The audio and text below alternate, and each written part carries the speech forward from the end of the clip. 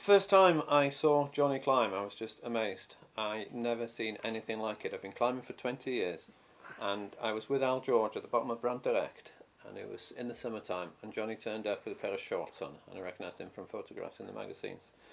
And he said to Al, he said, "Have you got rock 4?" And Al said, "Yeah, got rock 4." He said, "Have you got some smaller rocks?" I said, "Yeah." "Have you finished with your harness? Could I borrow it?" "Oh, have you got a rope?"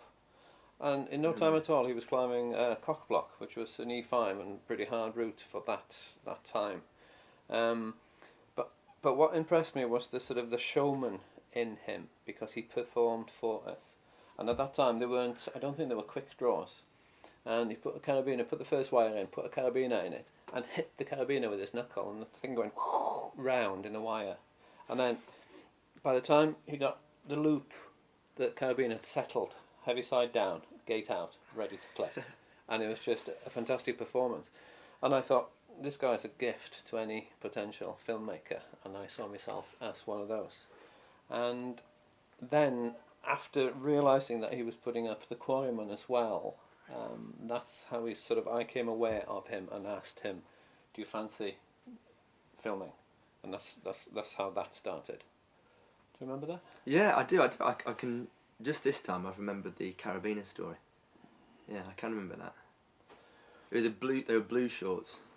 No, they were pink, reddish. Pink. Anyway, I'd done this video with Jimmy, Total Control. Yeah. And I sent it into Channel 4, and exactly hoping that something would happen, get some sort of attention. And exactly a year afterwards, I got a response from this guy, phoned up and said, "I've seen your tape. I'm analysing looking at all these tapes that people send into Channel 4, and I like yours. I'm going to arrange an interview between you and Adrian Metcalf, the sports commissioning editor."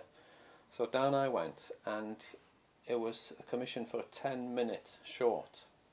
And at that time, what was the strand? Do you remember? I can't remember. It was like giving young filmmakers a bit of a start type of thing, just 10 minutes on something. And at that time, I was well into waterfall kayaking, and that's what I was trying to sell. And this was sort of 3 o'clock in the afternoon, and this guy Adrian Metcalf started slumping in his seat, and he went to sleep watching kayaking videos. So I thought, I'm losing it. I'm fast. So in the briefcase that I fiddled with the briefcase, made a noise, he sort of stumbled up, and I got a video of you, because we'd been doing some recceing of routes and talking about climbing. So I put that in the machine, and he sort of slumbered again, and he actually was snoring, and I was horrified.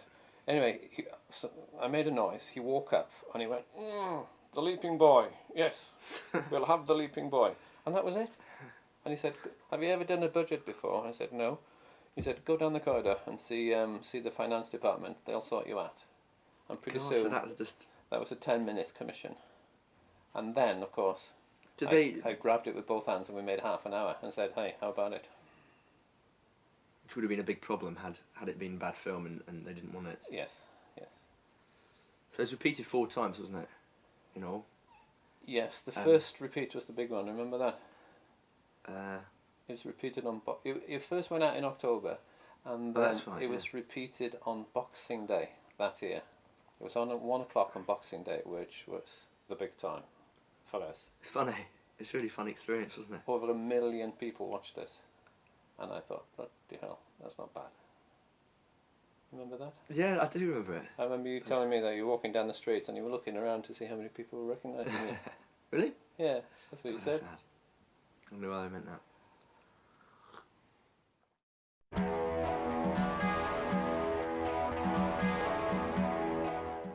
It's really nice to share climbing with people, and I really enjoyed, mixing the music and thinking what routes went well with which music, and I liked working out how you could mix together gritstone and slate visually and kind of change the way the slate was presented. So the sort of rock music versus the sort of lighter stuff worked quite well. Yeah. Well, you wrote it. It was Johnny's idea. The whole thing was Johnny's idea. All the routes, all the links, the music. What I did was lash it together and make it happen. That was my sort of producing role. But at that time, it was sort of I wanted to be a cameraman, and it was difficult because it was union rules. It was before Maggie Thatcher had to go at the unions, and if you weren't in the union, you couldn't take pictures for broadcast. You could be a producer, giving them the idea, but that was all. So that was difficult. So what we actually did was go around each and every climb that we did, and more. We did Janus and we did News in the end, and we worked out all the angles. And I had on sheets of A4, I had all the angles. So when we had the crew come out to do it, we knew exactly where to tell them to go, and they wouldn't talk to us. We had we did a decent job, didn't we? A director, and the director asked us what we wanted, and then talked to the camera crew.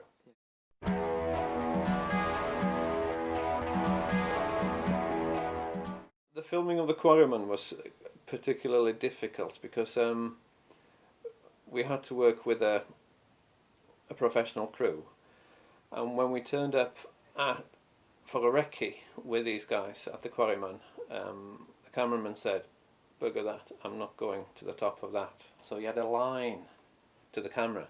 So this guy, I remember him, he had long hair.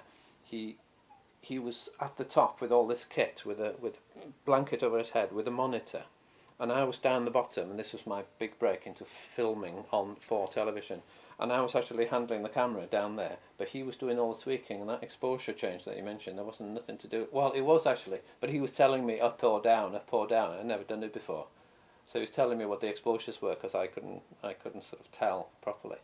But that was the only bit in the video that I actually shot, was the shot looking down at the Quarryman.